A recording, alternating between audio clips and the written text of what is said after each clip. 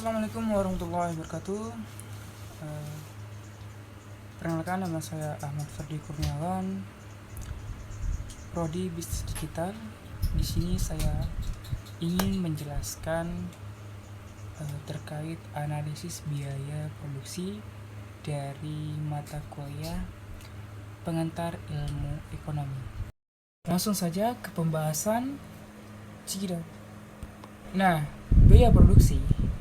Apa sih itu biaya produksi? Jadi teman-teman, biaya produksi itu adalah merupakan biaya-biaya yang terjadi untuk mengolah bahan baku menjadi produk jadi, dan produk jadi tersebut siap untuk dijual. Nah, itu yang dimaksud dari biaya produksi. Nah, biaya produksi pada umumnya itu dibagi menjadi 3. Yang pertama itu biaya bahan baku, yang kedua biaya tenaga kerja, dan yang ketiga itu biaya overhead pabrik. Nah, apa sih yang dimaksud dengan biaya bahan baku? Di sini, biaya bahan baku adalah biaya yang digunakan untuk membeli bahan-bahan utama yang untuk digunakan dalam proses pembuatan atau proses produksi suatu barang dan jasa. Nah, jadi bahan baku adalah bahan utama atau bahan dasar yang akan diolah menjadi suatu produk. Nah, di sini saya mengambil contoh bahan baku yaitu membuat roti. Nah, membuat roti itu bahan utamanya apa teman-teman? Tepung, gula, telur. Itu yang dimaksud dengan bahan baku. Selanjutnya adalah biaya tenaga kerja. Yang dimaksud dengan biaya tenaga kerja adalah biaya yang digunakan suatu perusahaan untuk membayar upah atau gaji tundakan karyawan yang terlibat dalam proses produksi. Biaya ini mencakup semua kompensasi yang diberikan kepada tenaga kerja, baik yang langsung terlibat dalam produksi maupun yang mendukung kegiatan operasional. Nah, biaya tenaga kerja itu dibagi menjadi 2. Ada biaya tenaga langsung, ada biaya tenaga tidak langsung. Yang dimaksud dengan biaya kerja langsung ialah biaya untuk tenaga kerja yang secara langsung terlibat dalam produksi produk, barang atau jasa. Contohnya adalah upah pekerja pabrik yang merakit suatu produk. Yang kedua itu biaya yang tidak langsung.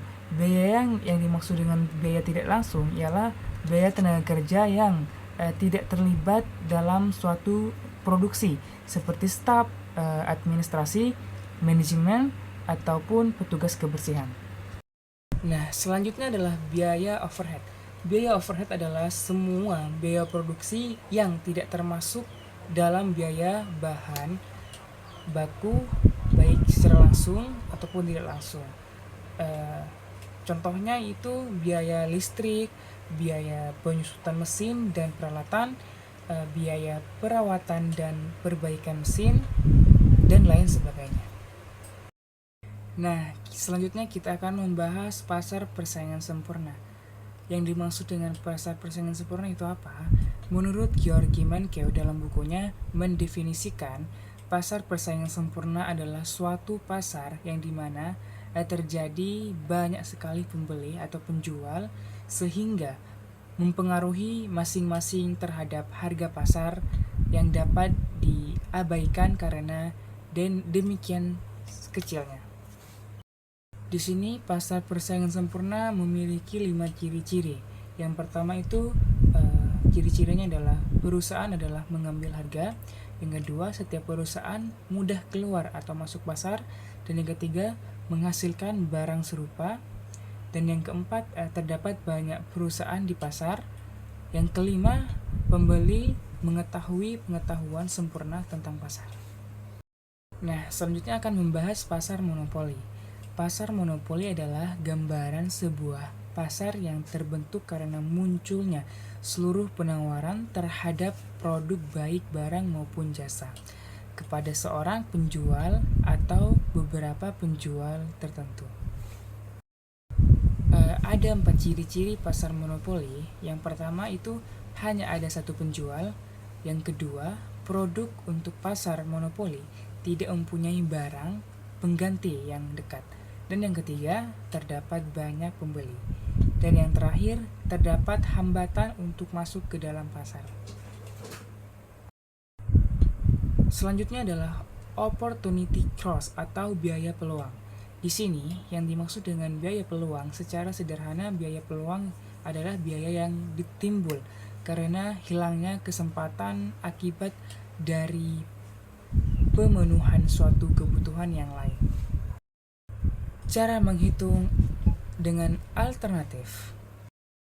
Yang pertama, jika ada dua pilihan, maka akan dihitung nilai peluang yang akan dikorbankan alias yang tidak dipilih. Dan yang kedua, jika ada lebih dari dua pilihan, maka akan dihitung nilai peluang yang terbaik yang akan dikorbankan. Selanjutnya adalah external cost atau biaya eksternal.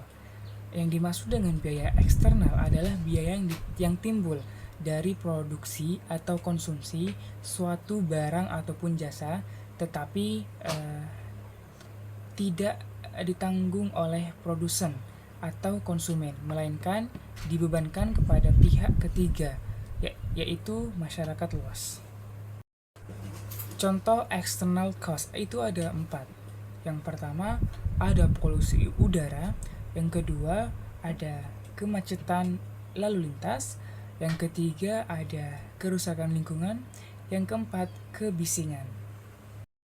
Nah, selanjutnya adalah social opportunity cost atau biaya peluang sosial.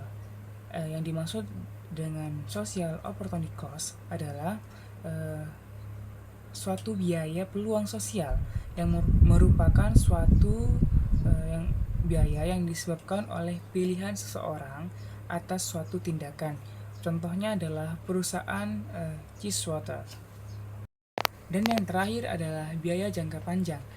Biaya jangka panjang adalah istilah ekonomi yang merujuk pada situasi teoritis di masa depan, di mana semua faktor produksi dan biaya bersifat variabel.